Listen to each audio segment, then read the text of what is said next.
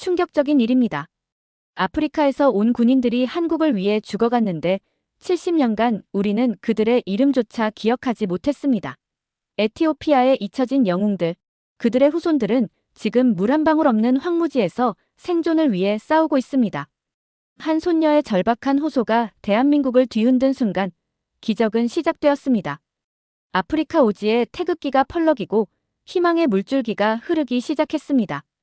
여러분이 지금까지 알지 못했던 가슴 찢어지는 진실과 눈물 없이는 볼 수 없는 감동의 순간을 함께하세요. 지금부터 이야기 시작됩니다. 영상이 마음에 드셨다면 좋아요와 구독으로 함께해주세요.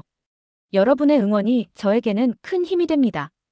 제 이름은 리아 데벨라입니다. 에티오피아 남부 오모라라는 작은 마을에서 초등학교 선생님으로 일하고 있습니다. 우리 학교는 오래됐고 교실 안엔 낡은 책상 몇 개뿐입니다. 책보다 많은 게 하나 있죠. 바로 물통입니다. 그런데 그 물통들 대부분은 비어 있습니다. 아이들은 매일 아침 학교에 오기 전에 물을 기르러 갑니다. 한두 시간 걸리는 건 예사고 길게는 반나절이 걸립니다. 깨끗한 물, 목숨을 이어가기 위한 물이죠. 어떤 날은 학생이 거의 오지 않는 날도 있습니다. 수업보다 생존이 우선인 현실이니까요. 오늘 아침 저는 수업 준비를 위해 평소보다 일찍 도착했습니다. 칠판에 수학 문제를 적으려던 순간 조용히 열리는 문소리와 함께 작고 마른 발소리가 들렸습니다. 선생님, 물이 또 떨어졌어요. 8살짜리 칼렙이었습니다. 제자 중에서 가장 똑똑한 아이이자 가장 체구가 작은 아이였죠. 나이에 어울리지 않게 그의 얼굴에는 늘 걱정이 가득했고 어깨는 어린애답지 않게 무거워 보였습니다. 저는 벽에 붙어있는 물 당번표를 봤습니다. 오늘은 내 차례가 아니잖니. 알아요. 근데 여동생이요. 너무 목말라서 계속 울어요. 한참을 바라보다가 저는 조용히 고개를 끄덕였습니다. 조심해서 다녀오렴.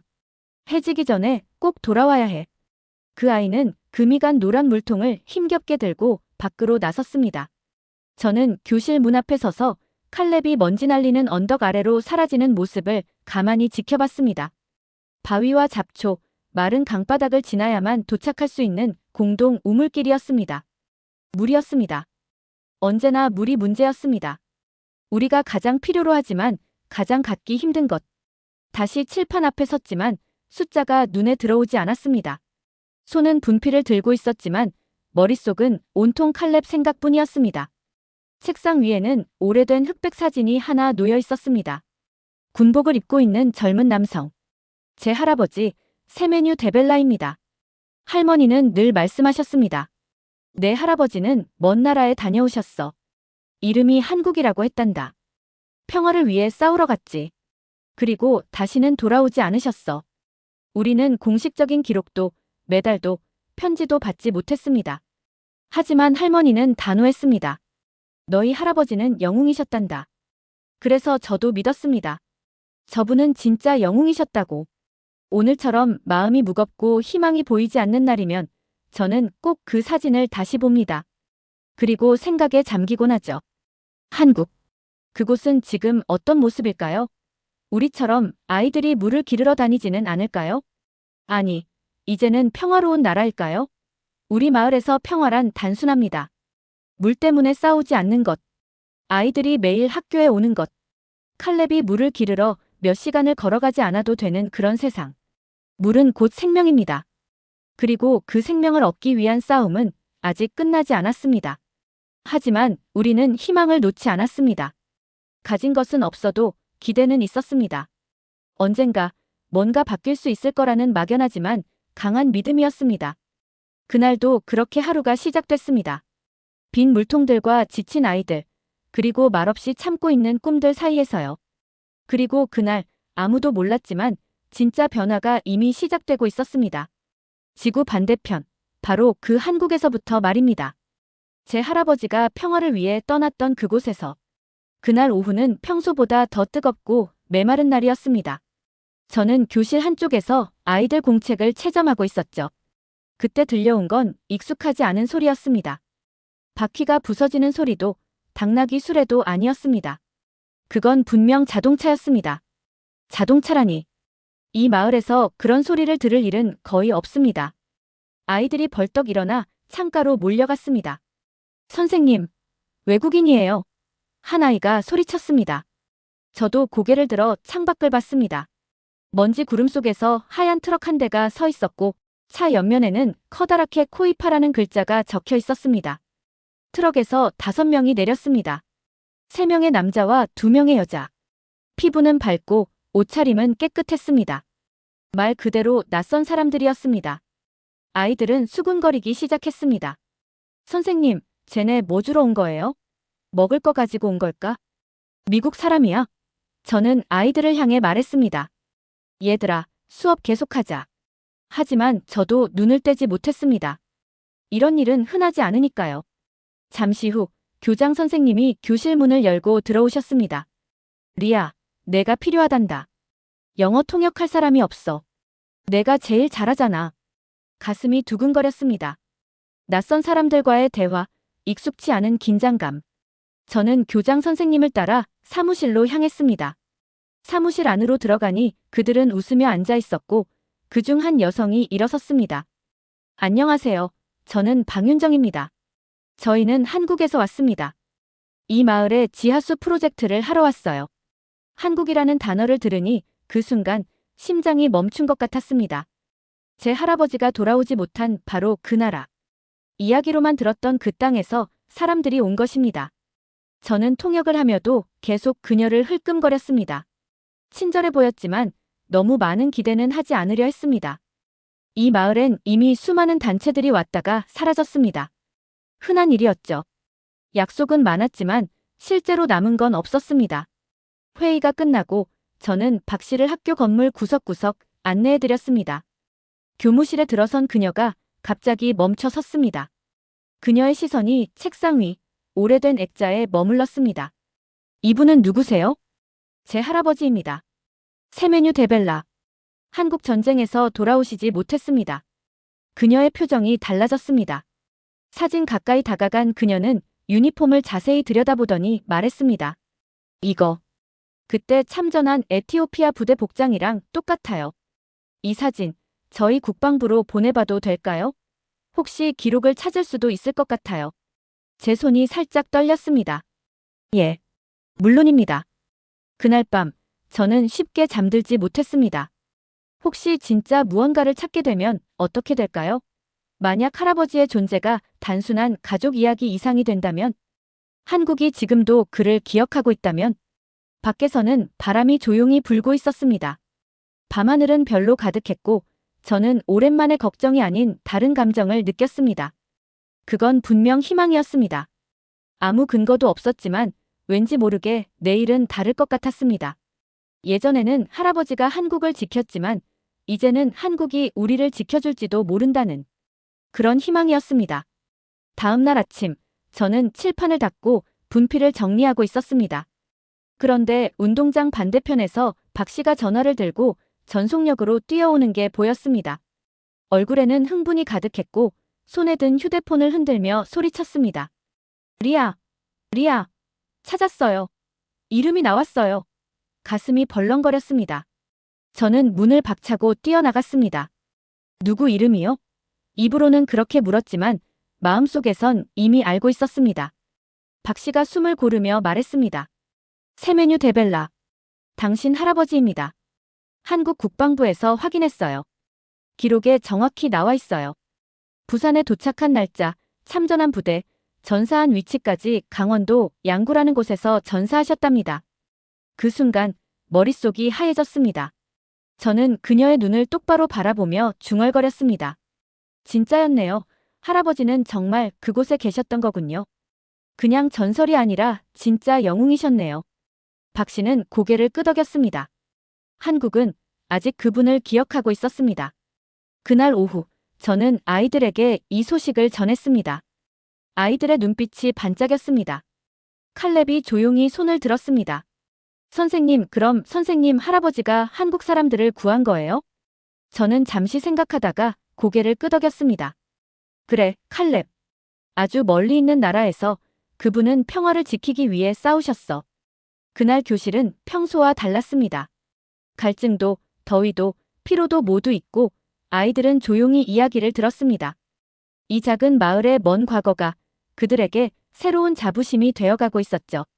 하지만 그 기쁨은 오래가지 못했습니다. 며칠 뒤 학교 옆 코이파 보관 텐트에서 공구함이 사라졌습니다. 쇠사슬이 끊긴 자리에 자물쇠 파편만 남아 있었습니다.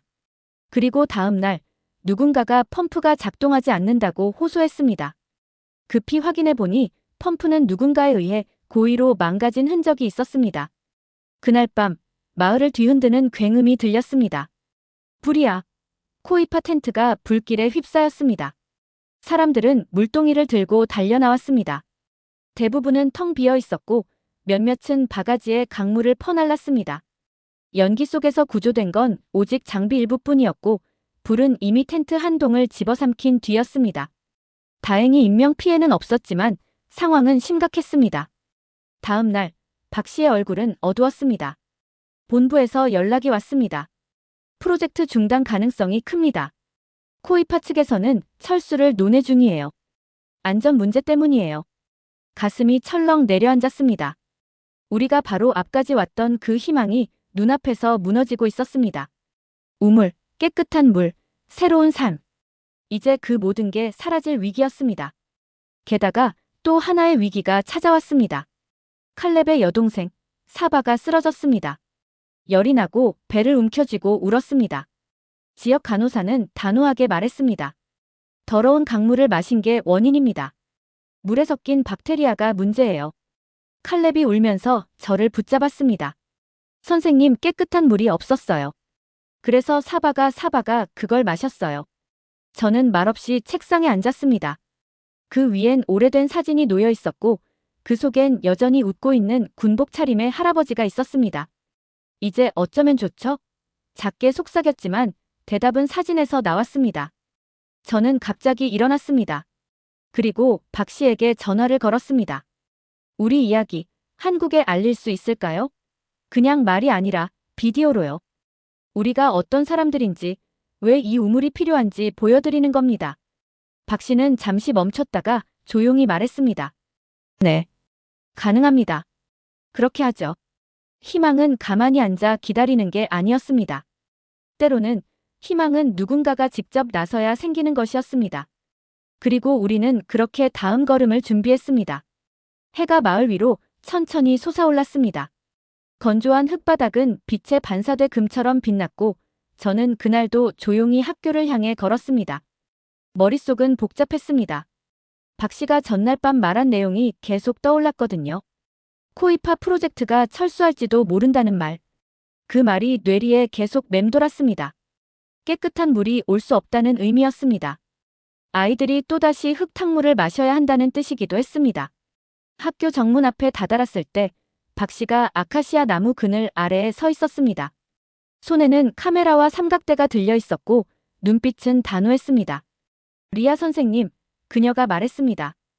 오늘 메시지를 찍을 겁니다. 한국에 보내요. 저는 짧게 고개를 끄덕였습니다. 네. 해보죠.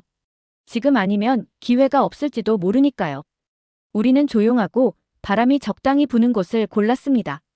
그녀는 삼각대를 설치했고 카메라를 고정한 뒤 손을 들어 신호를 보냈습니다. 제 손이 살짝 떨렸습니다. 하지만 멈추지 않았습니다. 렌즈를 정면으로 바라보며 저는 입을 열었습니다. 안녕하세요. 저는 리아 데벨라입니다. 에티오피아 오모라 마을의 학교 선생님이고 한국전쟁에 참전한 세메뉴 데벨라의 손녀입니다. 그 말과 함께 저는 오래된 액자 사진을 들어 올렸습니다. 희미한 빛이 반사된 흑백 사진 속 할아버지는 단단한 눈빛을 하고 있었습니다. 할아버지는 돌아오지 못하셨습니다. 하지만 저희 가족은 그를 잊지 않았습니다. 늘 기억하고 있습니다. 제 목소리는 흔들렸지만 이어갔습니다. 지금 저는 그분의 손녀로서 아직도 깨끗한 물이 없어서 아이들이 병드는 마을에서 살고 있습니다. 어떤 아이들은 매일 몇 시간씩 걸어 물을 길러갑니다. 그런데 그 물이 원인이 되어 아프기도 합니다. 저는 다시 숨을 고르고 말했습니다. 우린 많은 걸 바라는 게 아닙니다. 단지 깨끗한 물. 아이들이 마시고 씻고 살아갈 수 있도록. 공부하고 미래를 그릴 수 있도록. 제 할아버지가 한국에서 지키려 했던 바로 그 평화를 여기에서도 누릴 수 있도록 말입니다. 박 씨가 조용히 카메라를 껐습니다. 그녀의 눈가가 붉게 변해 있었습니다. 정말 잘하셨어요. 그녀가 말했습니다. 이건 분명 한국 사람들의 마음을 움직일 겁니다. 그날 저녁, 우리는 영상을 코이파의 아디스아바바 사무실로 보냈고 그 영상은 다시 한국 본부로 전달됐습니다. 그리고 기다림이 시작됐습니다. 하루, 이틀, 3일, 일주일이 지났습니다. 그 사이 코이파는 철수 준비를 본격적으로 시작했습니다. 텐트가 철거됐고 공구와 장비들이 하나씩 사라졌습니다. 심지어 발전기도 트럭에 실려 이동을 시작했습니다. 아이들은 그 모습을 지켜봤습니다. 칼렙이 묻더군요. 리아 선생님, 코이파 이제 떠나는 거예요? 저는 대답을 못했습니다. 아직 모르겠어. 하지만 끝났다고 생각하긴 아직 이르단다. 하지만 제 속은 무너지고 있었습니다. 만약 한국에서 아무 반응이 없다면, 아무도 관심 가져주지 않는다면, 그러던 어느 날, 열흘쯤 지났을 때였습니다. 박 씨가 숨을 헐떡이며 제 교실로 뛰어들어왔습니다. 리아 선생님, 지금 오세요. 빨리요. 우리는 함께 그녀의 노트북 앞으로 달려갔습니다. 화면엔 한국 뉴스 사이트가 떠 있었고 거기에 제 얼굴과 할아버지 사진이 함께 있었습니다. 제목이 선명하게 적혀 있었습니다. 한국전 참전 용사의 손녀, 마른 땅에서 보낸 마지막 메시지. 댓글이 수천 개 달려 있었습니다. 우리는 그들을 잊지 않았습니다. 이제 우리가 도와야 합니다. 에티오피아, 그들의 희생을 한국은 기억합니다. 물을 보내주세요. 행동합시다. 저는 입을 막았습니다. 그들이 봤어요. 진짜로 박 씨가 눈물을 글썽이며 고개를 끄덕였습니다. 그리고 대답했어요. 지금 막 이메일이 왔습니다. 그녀는 메일을 열어 읽기 시작했습니다. 코이파 본부입니다. 프로젝트 전면 재개. 예산 2배 증액 승인. 한국전 참전용사 대표단 현지 방문 예정. 즉시 다음 단계 준비 바랍니다. 교실은 곧 환호성으로 가득 찼습니다. 칼렙은 소리쳤고 사바는 웃었고 아이들이 서로 손을 잡고 뛰었습니다. 교장 선생님은 조용히 서서 눈물을 닦고 있었습니다. 믿기지 않았습니다. 하지만 그것은 분명한 현실이었습니다. 한국이 응답했습니다. 그리고 물이, 희망이, 변화가 이 작은 마을을 향해 다시 오고 있었습니다.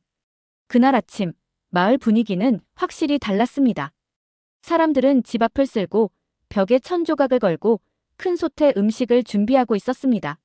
무슨 일이 일어날지는 모두 알고 있었습니다. 아주 특별한 손님이 도착한다는 소식이 퍼졌거든요. 저는 평소보다 일찍 학교에 도착했고 가장 단정한 옷을 꺼내 입었습니다.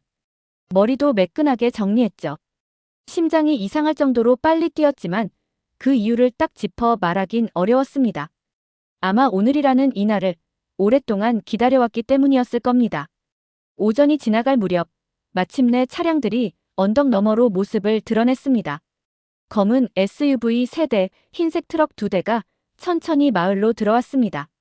트럭 옆면에는 코이파 로고와 함께 한국과 에티오피아의 국기가 나란히 그려져 있었죠. 하지만 제 시선을 사로잡은 건 마지막 차량이었습니다. 문이 열리고 키가 크고 단정한 한국 남성이 먼저 내렸습니다. 이어서 한 노인이 천천히 차에서 내렸습니다. 지팡이를 짚고 있었고 몸은 불편해 보였지만 눈빛은 흔들리지 않았습니다.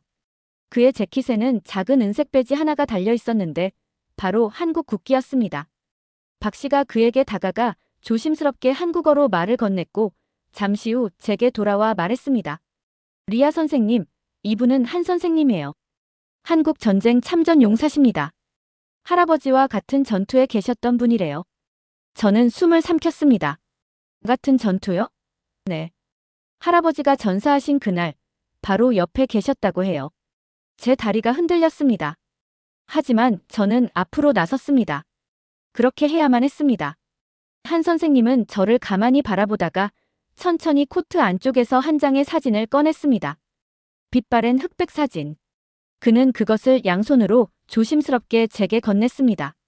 박 씨가 통역했습니다. 1951년 촬영된 사진이라고 합니다. 그분이 70년 넘게 간직해온 사진이에요. 중앙에 있는 인물 바로 리아 선생님의 할아버지라고 하십니다. 저는 그 사진을 들여다봤습니다.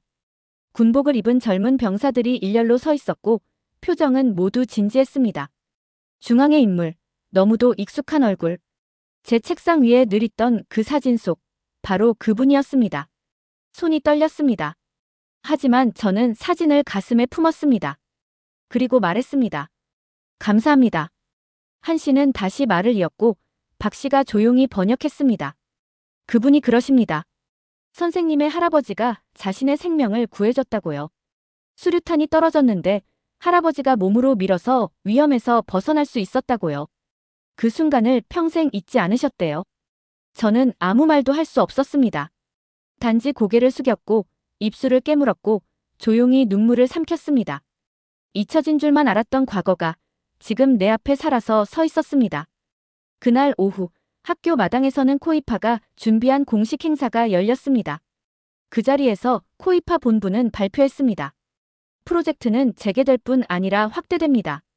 더 많은 우물, 더 많은 정수 탱크, 새로운 학교 건물까지 지원하겠습니다. 사람들의 박수와 환호가 터졌습니다. 아이들은 서로 손을 잡고 뛰어다녔고 어른들은 고개를 끄덕이며 입가에 미소를 지었습니다. 그리고 놀라운 순간이 찾아왔습니다. 한 선생님이 자리에서 일어나 저를 바라봤습니다. 그는 제 손을 잡더니 천천히 들어올렸습니다. 마을 사람들이 함께 박수를 쳤고 몇몇은 눈시울을 붉혔습니다. 그가 제게 조용히 무언가를 말했습니다. 박 씨가 옆에서 웃으며 통역했습니다. 당신의 할아버지는 영웅이었습니다. 그리고 이제 당신도 영웅이에요. 그 말에 저는 다시 고개를 숙였습니다. 그건 단순한 위로가 아니었습니다. 그 말 한마디에 제 할아버지의 희생과 저희 마을의 고통, 그리고 지금까지의 모든 기다림이 응답받은 것 같았습니다. 그날 밤 저는 별빛 아래 앉아 조용히 하늘을 올려다보았습니다. 할아버지, 그들이 아직도 기억하고 있어요. 그리고 저도 잊지 않았습니다. 한국은 우리에게 물을 가져왔습니다. 하지만 그날 그들은 기억이라는 더 깊은 것을 함께 안고 왔습니다. 그 기억은 치유였습니다. 그리고 명예였습니다. 그리고 다시 시작할 수 있는 희망이었습니다. 한 선생님과 다른 한국 손님들이 우리 마을을 다녀간 지 어느덧 1년이 흘렀습니다. 딱 1년 만에 모든 것이 완전히 달라졌습니다. 처음 학교 옆새 수도꼭지에서 맑은 물이 쏟아져 나왔을 때 저는 그 자리에서 멈춰 섰습니다. 그 물은 더럽지도 않았고 갈색도 아니었으며 병균 냄새도 없었습니다. 투명했습니다. 차가웠고 살아있었습니다. 저는 손잡이를 조심스럽게 돌렸고 그 아래에서 진짜 물이 쏟아져 나왔습니다. 아이들은 환호성을 질렀고 몇몇은 물줄기 아래서 춤을 췄습니다. 칼렙이 물병을 들고 소리쳤습니다. 이제는 더 이상 멀리 안 가도 돼요. 그 말이 정확했습니다. 예전엔 아이들이 하루 몇 시간씩 물을 기르러 다녔습니다. 이제 마을에는 수도꼭지가 있고 태양광으로 작동하는 펌프가 있고 학교 뒤에는 파란색 대형 물탱크가 당당히 세워져 있습니다. 그 물탱크에는 한국어와 아마라어로 이렇게 적혀 있었습니다. 한국의 선물. 하지만 물은 시작일 뿐이었습니다. 깨끗한 물이 생기자 아이들이 더는 아프지 않았습니다. 칼렙의 여동생 사바는 그 뒤로 한 번도 학교를 빠지지 않았습니다. 출석률은 마을 역사상 최고치를 기록했습니다. 교장 선생님조차 말했습니다. 이건 단순한 변화가 아니라 새 시대의 시작입니다. 코이파는 몇 달 전 마을에 작은 도서관을 세워줬습니다. 그 안엔 에티오피아와 한국에서 온 책들이 함께 놓였고 영어와 한국어로 된 책도 있었습니다. 저는 아이들과 함께 한국어 단어를 배우기 시작했습니다. 발음은 어렵고 글자는 낯설었지만 아이들은 흥미로워했습니다. 이제 저는 수업 시작할 때마다 이렇게 말합니다. 안녕하세요. 그건 헬로우라는 뜻이죠. 우리는 한국어 날 행사도 했습니다. 아이들은 직접 작은 태극기를 만들고 박 씨가 떠나기 전에 가르쳐준 한국 노래를 따라 불렀습니다. 마을 전체가 그날은 하나가 됐습니다. 요리하고 웃고 함께 했습니다. 그리고 모두가 진심으로 감사했습니다. 지금 제가 가장 좋아하는 학교 공간은 평화정원입니다. 물탱크 근처에 조성된 정원인데 그 중심에는 검은 돌로 된 기념비가 서 있습니다. 그 위엔 이렇게 적혀 있습니다. 세메뉴 데벨라 한국의 평화를 위해 목숨을 바친 에티오피아 군인. 한국은 기억합니다. 에티오피아는 존경합니다. 함께 우리는 희망을 세웁니다. 기념비 앞을 지날 때마다 저는 잠깐 멈춰서 속삭입니다. 우리가 해냈어요, 할아버지. 아이들도 그 정원을 좋아합니다. 점심시간이면 거기서 책을 읽거나 그냥 나무 그늘에 앉아 이야기꽃을 피웁니다.